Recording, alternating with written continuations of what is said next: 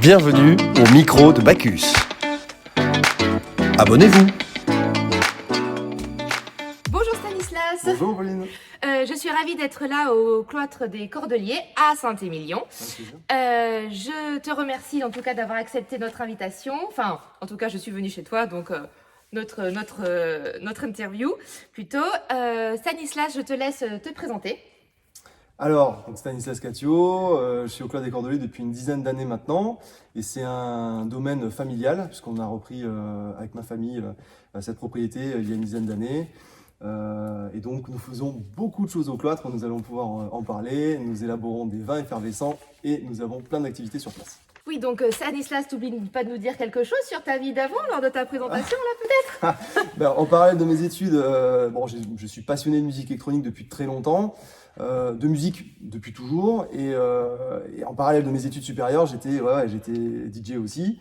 Et peut-être que vous l'avez connu dans sa précédente vie finalement. Voilà. C'était sur Bordeaux avec des résidences et puis quelques soirées guest. Et puis, donc ça c'était entre 2007 et 2011-12. Quelque chose comme ça. Après forcément avec l'aventure des Cordeliers, on a mis cette activité un peu en stand-by, mais voilà, c'est une activité que j'aimerais voir renaître. Alors peut-être pas forcément à titre personnel constamment, mais au Cloître des Cordeliers, on a vraiment envie de proposer une expérience musicale et électronique forte. N'oubliez pas de vous abonner aussi à la chaîne Au Micro de Bacchus et si vous avez des questions, n'hésitez pas à les mettre en commentaire. Voilà. Donc, est-ce que tu peux nous raconter aussi l'histoire du Cloître des Cordeliers et la particularité des vins que l'on fait ici? Parce que rappelons que nous sommes à Saint-Émilion. Alors, c'est une histoire en deux temps en fait, parce que d'abord, il y avait des moines au Cloître des Cordeliers au centre de Saint-Émilion. C'était des frères franciscains qui vivaient ici, qu'on appelait cordeliers parce qu'ils avaient une robe de bure et des cordeliers en guise de ceinture. Ils étaient à l'extérieur de la ville avant le XIVe siècle et le premier cloître s'est fait piller lors de la guerre de 100 ans et donc ils ont voulu reconstruire le nouveau cloître ici dans Saint-Émilion centre. Et donc ils ont vécu ici jusqu'à la Révolution française. Après la Révolution, ils ont été chassés. Le site a été laissé à l'abandon, il a été brûlé, il est resté à l'abandon pendant un siècle et après il y a une famille qui a repris à partir de 1892 le domaine pour faire des vins effervescents. Donc il y a eu, après cette vie religieuse, une vie d'élaboration de vins effervescents qu'on continue aujourd'hui. Mais pourquoi des vins effervescents à Saint-Émilion? Comment ils ont eu cette idée de bulle? Alors, donc c'était une famille qui avait le savoir-faire champenois, qui s'appelait la famille Meynaud, et qui voulait avoir un espace en fait de prise de mousse dans le sud-ouest, par facilité, parce que c'était plus facile de faire prendre la pétillance des vins proche des lieux de consommation. Donc il fallait dans le sud-ouest avoir un lieu d'élaboration de vins effervescents. Et sous le cloître des Cordeliers, vous avez 3 km de galeries souterraines. C'est très grand, avec une température constante toute l'année, 12 degrés. On est à 20 mètres sous terre et c'est un site parfait pour ça. Donc c'est une famille qui avait ce savoir-faire et qui a commencé à faire des vins effervescents en 1892, donc depuis plus d'un siècle.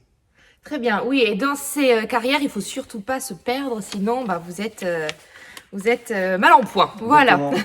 Je reviens quand même sur cette histoire de bulle à Saint-Émilion. Comment c'est perçu de la part des locaux que finalement il existe un lieu aussi emblématique que celui-ci qui ne passe pas de vin rouge? C'est quand même assez particulier. Alors, c'est particulier.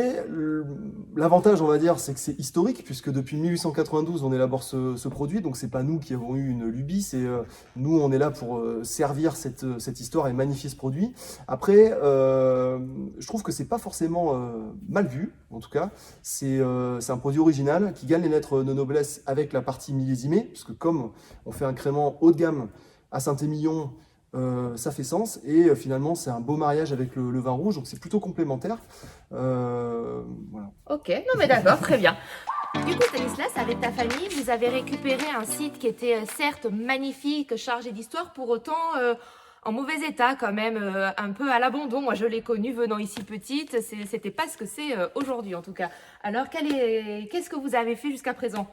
Alors, donc, nous sommes rentrés dans l'aventure des Cordeliers il y a une dizaine d'années maintenant, en 2008 exactement. Et le projet, en fait, c'était de garder cette production de vin effervescent sur site, de monter en qualité. Donc, on a décidé de faire des créments de Bordeaux millésimés, qu'on a commencé à distribuer en 2012. Et on avait voulu aussi redonner un second souffle à ce lieu, qui est effectivement en mauvais état. C'était une ruine en fait, hein. À l'étage, il y avait juste une petite boutique, il n'y avait pas grand-chose qui se passait. Il y avait beaucoup de personnes qui venaient voir le site, puisque à Saint-Émilion, on accueille tous les ans 1 200 000 personnes, donc il y avait un gros flux qui transitait par ce site. Et ce qu'on a voulu, c'est lui donner un second souffle. Donc on a rénové le cloître du 14e et l'église dans laquelle nous nous trouvons du 15e siècle.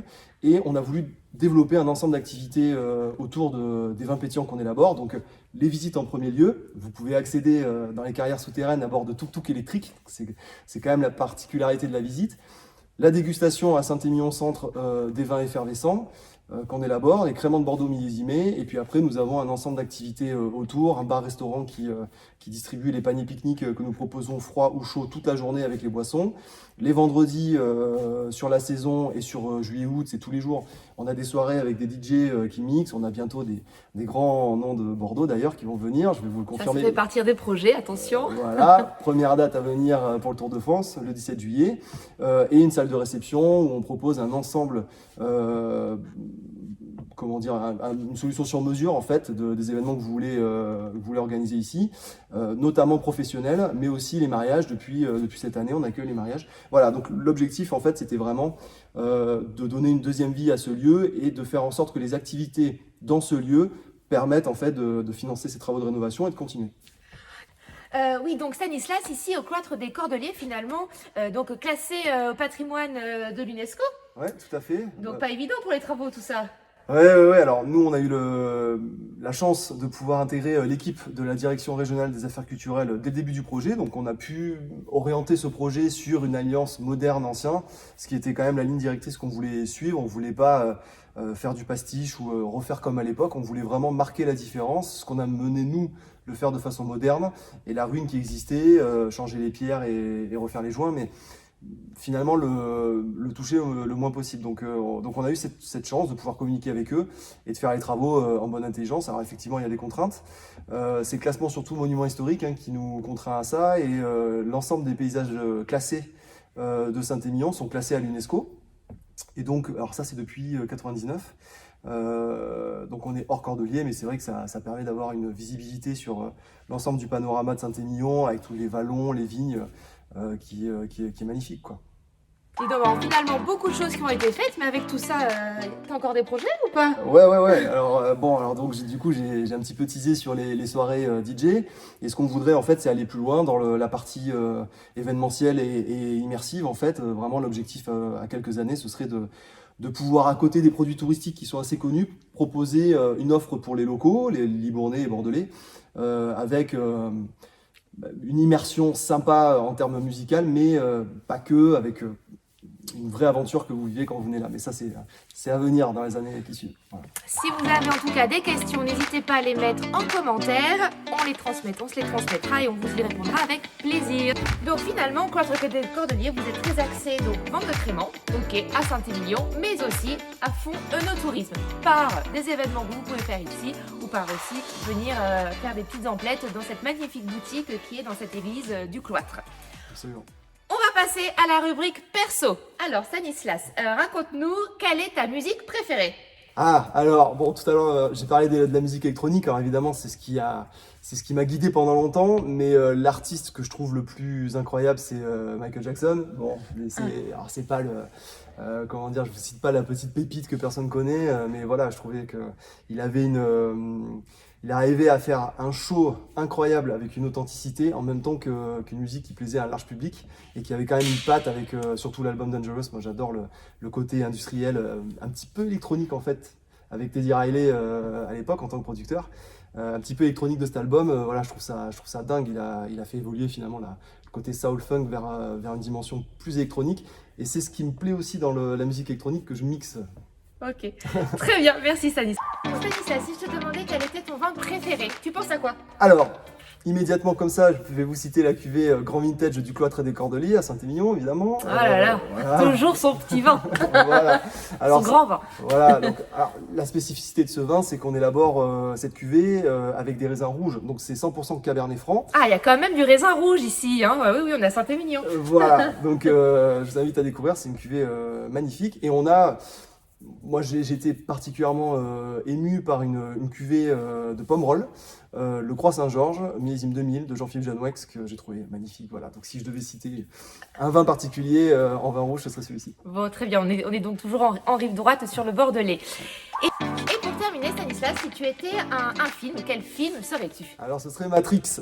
Matrix, ouais, parce que je trouve assez dingue l'univers, et puis finalement le côté des humains aliénés et par rapport à ceux qui essaient de se détacher des chaînes qui nous guident dans la vie, je trouve voilà, la vision intéressante, au-delà de la mise en scène, l'aspect science-fiction qui est super. Donc, du coup, on comprend qu'au Cloître des Cordeliers, on a une vision assez moderne finalement du lieu, dans un lieu assez authentique. Voilà. Exactement.